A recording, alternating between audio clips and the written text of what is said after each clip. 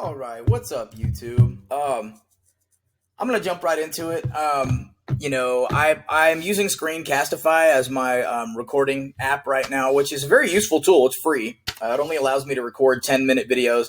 It doesn't have a watermark on the video, which is pretty cool. Starting next week, I'm going to take some courses at my local public access. They've promised to teach me how to use all of their software and hardware, and they'll allow me to use it whenever I like for a flat rate of $25 a year, which is pretty cool if you ask me. Anyways, I'm just going to jump right into the content of this alleged video that I am going to produce today. So, thank you for tuning in. If you like what I have to say towards the end of the video, I would really appreciate a like and a subscribe. I'm trying to get like an actual YouTube video started. Anyway, so Donald J. Trump tweeted about 3 days ago, North Korea disrespected the wishes of China and its highly respected president when it launched, though unsuccessfully, a missile today. Bad. Okay, so I understand that he wants to ratchet up the pressure on North Korea, but that also should include a ratcheting up of pressure on China, not only for its currency manipulation, but for its limp policy against North Korea. 90% of North Korea's GDP is based on Chinese trade. And until that stops, North Korea won't stop.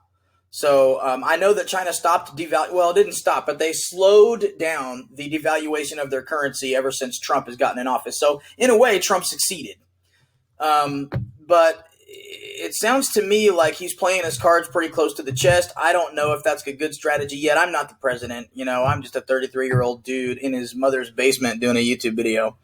So let's get right on to it. And here's a video that I thought y'all might want to check out. Mr. President, you and the administration said to North Korea, don't test a missile. They have tested a missile. Is the pressure not working? Well, I didn't say don't test a missile. He's going to have to do what he has to do. But he understands we're not going to be very happy. And I will tell you, a man that I've gotten to like and respect, the president of China, President Xi, I believe has been putting pressure on him also. But so far, perhaps nothing's happened, and perhaps it has. This was a small missile. This was not a big missile. This was not a nuclear test, which he was expected to do 3 days ago. We'll see what happens. You say not happy. What does that mean? I would not be happy. If he does a nuclear test, I will not be happy. And I can tell you also, I don't believe that the president of China, who is a very respected man, will be happy either. Not happy mean. Okay, so it sounds to me like China and Trump are best of friends. He invited him to Mar-a-Lago with his wife, and so they had a nice little couples retreat at Mar-a-Lago in Florida and got to know each other. World leaders have a tendency to be very charming. They didn't become world leaders because they weren't charming. Charm and charisma is, definitely a palpable thing. It's something that it can disarm someone who was once an enemy. It can disarm them and turn them into not a friend, but at least it'll remove the adversarial demeanor, from the situation. And this is what Kim Jong-un's response is to all of this.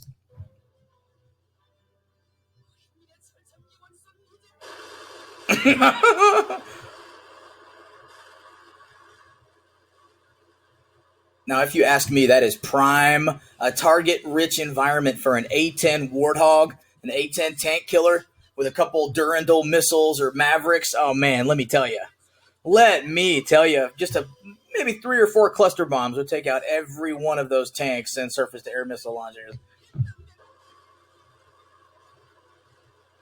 That's his quote-unquote coastal defense force.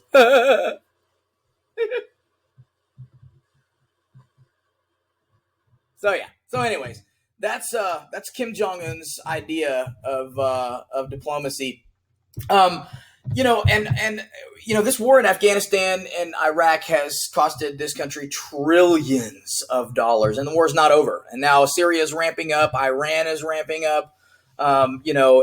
We abandoned a lot of turf in Iraq that we paid for in our soldiers' blood. And now we're going to pay for the same real estate twice, it looks like. Hopefully not. I really hope we don't put boots on the ground in Iraq again.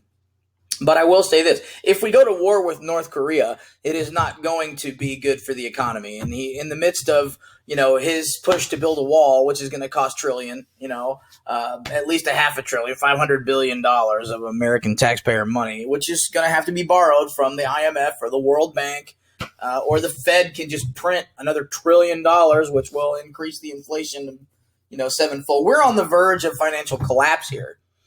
And maybe a war is what might kickstart the economy, or not. Maybe it'll just line the pockets of the military-industrial complex.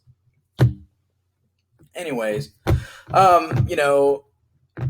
here, let's check out this other Many video. have strong reactions to President Donald Trump tweeting this. The reason for the plan negotiated between the Republicans and Democrats is that we need 60 votes in the Senate, which are not there. We either elect more Republican senators in 2018 or change the rules now to 51%.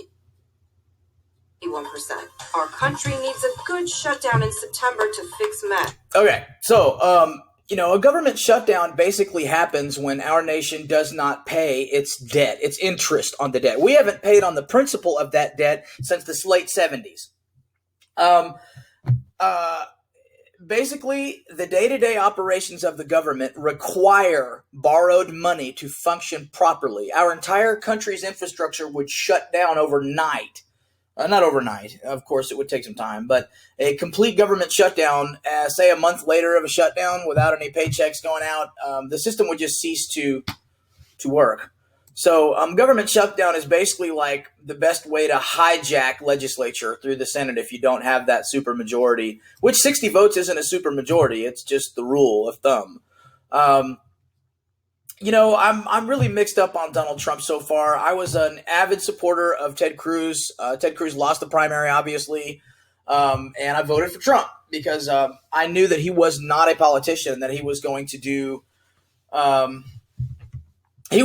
the more libertarian thing in my mind, is what I really thought from the other candidates. But unfortunately, thanks to Jared Kushner, Ivanka Trump, his daughter's husband, he's now listening to globalist, opinions.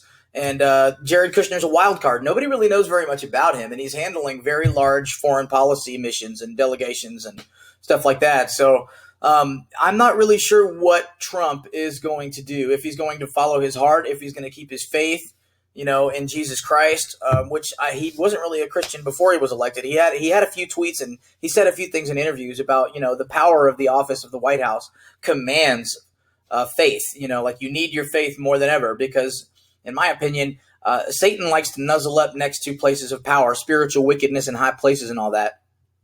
So, in my opinion, it's going to be very, very tempting for Donald Trump to sell out to the globalists, because once he does that, everything that he wants done that's good for himself will be able to get pushed through immediately, because that's the power of your special interests groups. You've got two sets of corporations that are lobbying against certain bills, and usually the ones that are the closest in votes, like it was 49 Democrats and 51 Republicans, is when there are two different groups of corporations that are both funneling money in at the same time. Otherwise, usually you just see a complete slam. If, the more money's on one side, that's the side that's going to win, Republican or Democrat, it doesn't matter. I don't really know what the goal is in disarming North Korea. I know it's to make the world safer or whatever. I just don't think we can afford it right now. What do you guys say? This is my first video. It's a little rough. I haven't taken any notes. I didn't plan it out, which I will be doing in the future. I'll put a lot more effort into the production quality of these videos. Plus, I'm going to do a little bit of prepping stuff too, because I am a prepper. I have quite a stockpile built up, and so I want it to be like a sort of a political blog, a prepping channel. Geopolitical stuff that's my thing. I'm also kind of conspiratorial too, so you guys will get a good dose of that with me. I'll try to keep a video once a week going out, and of course the content will get better and better over time. So anyways, thank you guys so much. If you like what I have to say, please like and subscribe, and have a good one. All right, bye.